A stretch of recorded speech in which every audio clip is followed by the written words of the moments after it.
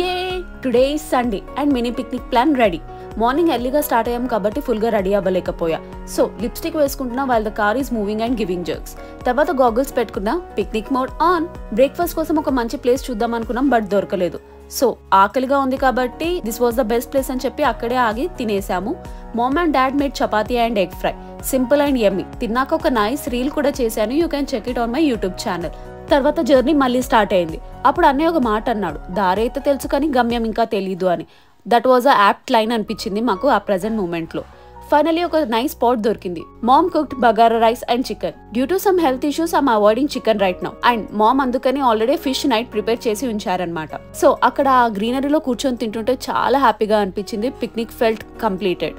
After that we went to value mart, but అక్కడ rush ఎక్కువగా ఉంది and we were already tired. So billing క్యూలో మళ్ళీ నిల్చోలా అనిపించి we decided to come another day. Ending this day with my favourite ice cream.